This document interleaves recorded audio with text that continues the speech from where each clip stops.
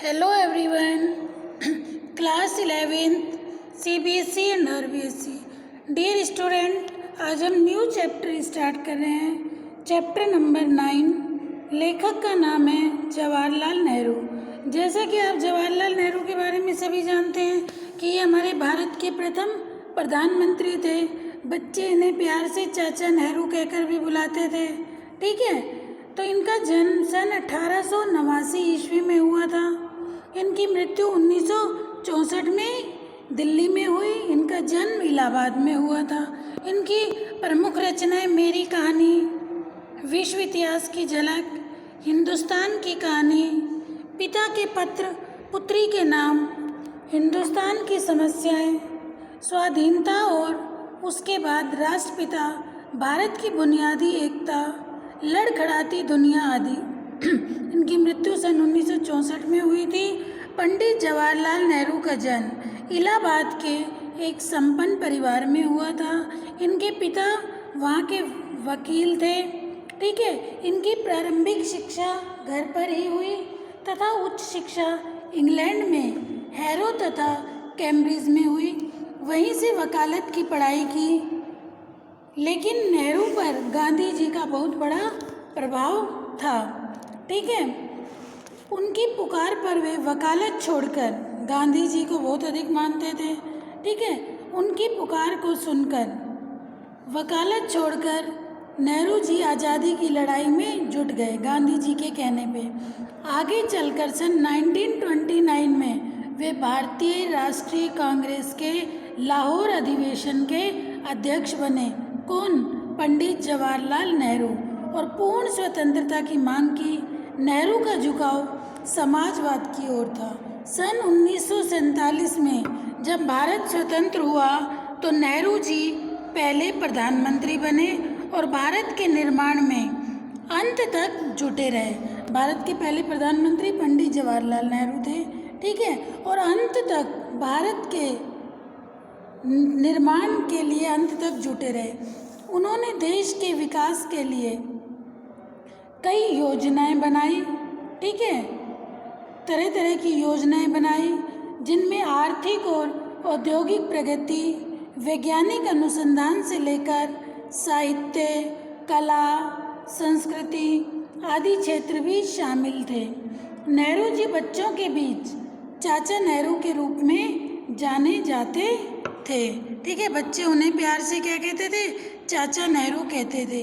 वे सत्य, अहिंसा, शांति, मानवता के हिमायती थे। नेहरू ने अंतर्राष्ट्रीय स्तर पर विश्व शांति और पंचशील के सिद्धांतों का भी प्रचार किया। ठीक है, नेहरू जी के बारे में समझ आ गया आपको? अब तक नेहरू जी के बारे में बताया। अब इनका ये पाठ प्रस्तुत पाठ भारत माता, जैसा कि बेटा नाम से ही पता चल रहा है, भारत माता। भारत माता से नेहरू जी का तात्पर्य है, नेहरू जी कहते थे भारत माता, भारत की ये सारी जो जनता है वो ही क्या है? भारत माता है। ठीक है, एक बार उन्होंने लोगों से भी पूछा कि जब भी मैं किन्हीं जलसों में आता हूँ और आते ही तुम लोग जोर से जयकारा लगाते हो, भारत माता की जय, भारत माता की जय से तुम्हारा क्या तात्पर्य है? ठीक है, तो लोगों ने क्या कहा? भारत माता की जय से तात्पर्य भारत की संपूर्ण जनता। ठीक है, अब हमारा ये पाठ है, जैसा कि पाठ का शीर्षक है भारत माता। प्रस्तुत पाठ हिंदुस्तान की कहानी का 5वां अध्याय है। अंग्रेजी से भाषांतर हरिभाऊ उपाध्याय ने किया।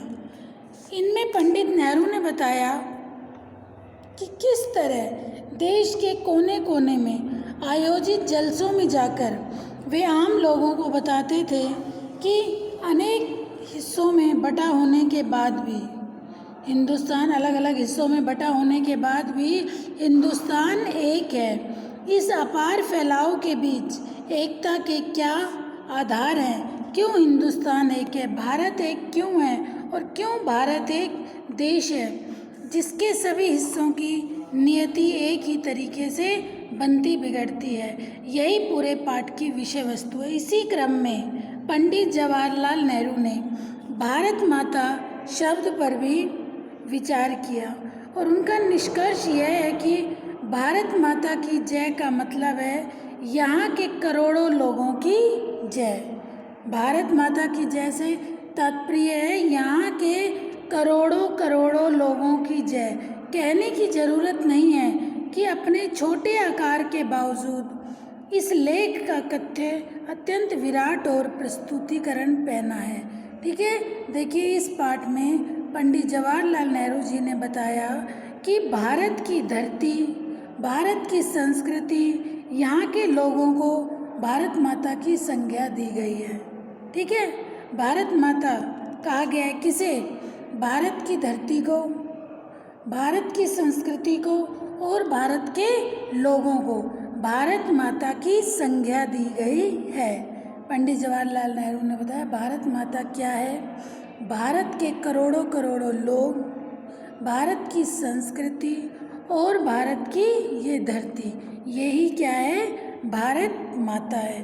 पंडित जवाहरलाल नेहरू जब भी कभी जलसों में जाते थे, ठीक है बेटा, जब भी कभी नेहरू जी जलसों में जाते थे तो जलसों में जाते तो अक्सर जब भी वो जलसों में जाते, दूसरे जलसों में जाना होता था, इस तरह चक्कर काटता रहता होता तो इस जलसों में अपने सुनने वालों से अपने इस हिंदुस्तान या भारत की चर्चा करता। नेहरू जी जब भी देखिए दूसरे जलसों में जाते थे तो श्रोताओं से भारत माता की चर्चा करते थे। नेहरू जी को जलसों से तात्पर्य उत्सव, समारोह, पार्टियाँ, ठीक है, उनमें नेहरू जी को अक्सर जाना होता था। और जब भी जाते थे, ठीक है, उसमें जब भी वो भाषण देते थे, अपना स्पीच देते थे, तो भारत के बारे में, हिंदुस्तान के बारे में, ठीक है, भारत माता की जलसों में चर्चा किया करते थे। विशेष रूप से वो वहाँ पे किसानों की चर्चा करते थे, देश और आज़ादी की चर्चा अवश्य किया करते थे। ठीक है, उन्हें लगता था कि जो किसान लोग हैं वो हर चीज़ को अच्छे से सुनते हैं, समझते हैं, करने की कोशिश करते हैं, लेकिन जो शहर के लोग हैं वो किसी भी बात पर ज़्यादा ध्यान नहीं देते। वे उन्हें बताते थे कि कैसे उत्तर से दक्षिण तथा पूर्व से पश्चिम तक पूरा देश एक है। देखिए नेहरू जी जब भी जलसों में जाते थे तो वो वहाँ पे भारत देश की बात करते थे और भारत माता के बारे में बात करते थे और भारत के किसानों की चर्चा अक्सर उन जलसों में किया करते थे। और वे बताते थे कि कैसे उत्तर से दक्षिण तक, उत्तर से दक्षिण, पूर्व से पश्चिम पूरा देश एक है और उनकी समस्याएं भी एक सी ही हैं। सभी किसान, उत्तर से दक्षिण, पूर्व से पश्चिम पूरा देश एक है और वहाँ सबकी समस्याएं भी एक सी हैं। वह उन्हें खैबर दर्रे से लेकर कन्याकुमारी तक बताते थे और कहते थे कि देश के सभी किसान उनसे एक से एक सवाल करते हैं, गरीबी पर, कर्ज पर, गरीबी की समस्या, कर्ज की समस्या, पूंजीपतियों द्वारा किया गया गरीब लोगों पर शोषण, जमींदार, महाजन, बड़े बड़े लगान लगाना, सूद, कर लेना, ठीक है, ब्याज, पुलिस के अत्याचार और विदेशी शासन, यही उनकी समस्याएं थी। नेहरू जी ने कोशिश की कि भारतवासी पूरे हिंदुस्तान के बारे में सोचें तथा विदेशी शासन से छुटकारा पाए। देखिए नेहरू जी अक्सर जलसों में जाया करते थे बेटा। जलसे होते हैं उत्सव, समारोह, पार्टी, और वहाँ जाते थे तो भारत देश की चर्चा किया करते थे, भारत के किसानों की चर्चा किया करते थे। अपने कहा करते थे कि भारत देश उत्तर से दक्षिण, पूर्व से पश्चिम, हर जगह सभी किसानों की, सभी की सेम समस्याएं। समस्या क्या बताई? कर्ज की समस्या, पूंजीपति की समस्या, सूद की समस्या, जमींदार, महाजन, सारी समस्याएं एक ही हैं। और वे ये कोशिश करते थे कि भारतवासी पूरे हिंदुस्तान के बारे में सोचें, सिर्फ अपने बारे में ना सोचें और विदेशी शासन से छुटकारा मिले। विदेशों ने जो हमारे भारत पर जो शासन कर रहे हैं, हमें विदेशों से छुटकारा लेना है। ठीक है, अब हम पाठ स्टार्ट कर रहे हैं, भारत माता। ठीक है, पंडित जवाहरलाल नेहरू ने भारत माता पाठ में भारत की धरती, संस्कृति और यहाँ के लोगों को भारत माता की संज्ञा दी है। ठीक है, भारत माता पाठ में पंडित जवाहरलाल नेहरू ने भारत की धरती, ठीक है, भारत की धरती, यहाँ की संस्कृति और भारत माता के लोगों को, यहाँ की धरती, संस्कृति और लोगों को भारत माता की संज्ञा दी है। अक्सर जब मैं एक जलसे से दूसरे जलसे में जाता होता तो इस तरह चक्कर काटता रहता होता, तो इन जलसों में मैं अपने सुनने वालों से अपने इस हिंदुस्तान या भारत की चर्चा करता। भारत एक संस्कृत शब्द है और इस जाति के परंपरागत संस्थापक के नाम से निकला हुआ है। मैं शहरों में ऐसा बहुत कम करता क्योंकि वहाँ के सुनने वाले कुछ ज़्यादा सियाने थे और उन्हें दूसरों के किस्म की गिजा की ज़रूरत नहीं। लेकिन किसानों से जिनका नज़रिया महदूद था, मैं इस बड़े देश की चर्चा करता जिसकी आज़ादी के लिए हम लोग कोशिश कर रहे थे और बताया कि किस तरह देश का एक हिस्सा दूसरे से जुदा होते हुए भी हिंदुस्तान एक था। मैं उन मामलों का जिक्र करता जो उत्तर से लेकर दक्षिण, पूर्व से लेकर पश्चिम किसानों के लिए एक सा था, और स्वराज्य का भी जिक्र करता जो थोड़े लोगों के लिए नहीं बल्कि सभी के फ़ायदे के लिए किया जा सकता था।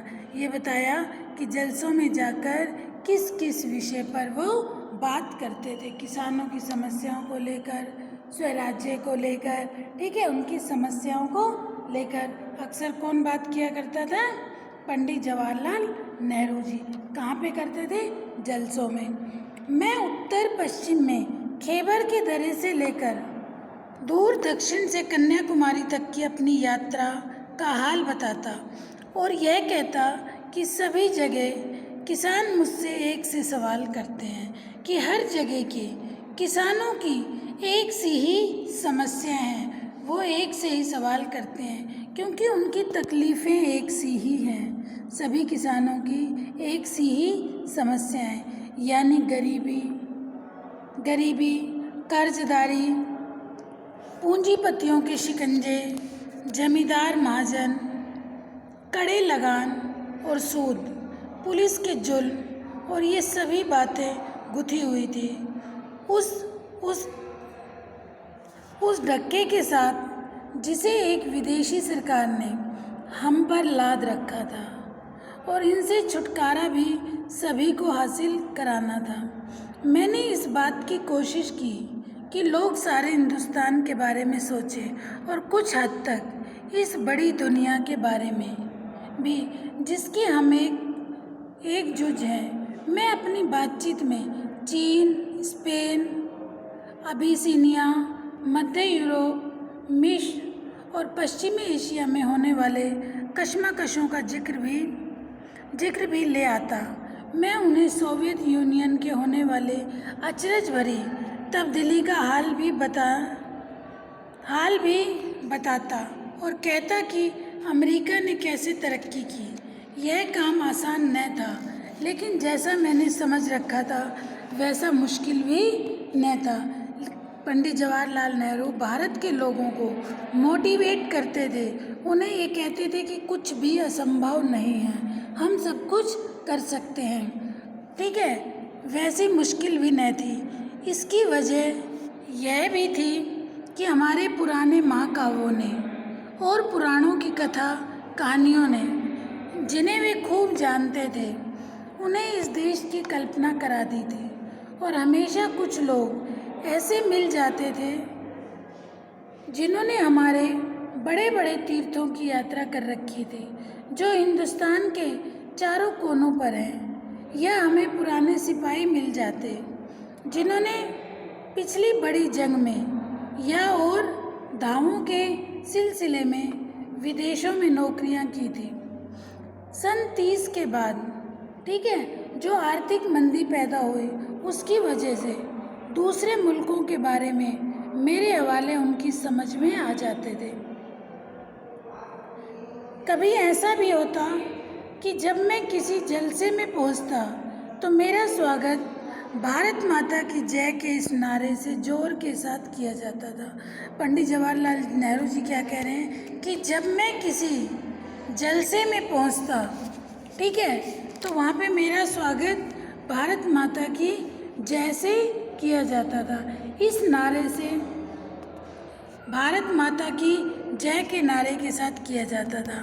मैं लोगों से अचानक पूछ बैठता कि इस नारे से उनका क्या मतलब है। नेहरू जी कह रहे हैं कि मैं लोगों से अक्सर पूछ लेता था कि जैसे ही जलसे में मैं आता हूँ और आते ही तुम लोग जयकारा लगाते हो भारत माता की जय, तो इस भारत माता की जय से तुम्हारा क्या मतलब है?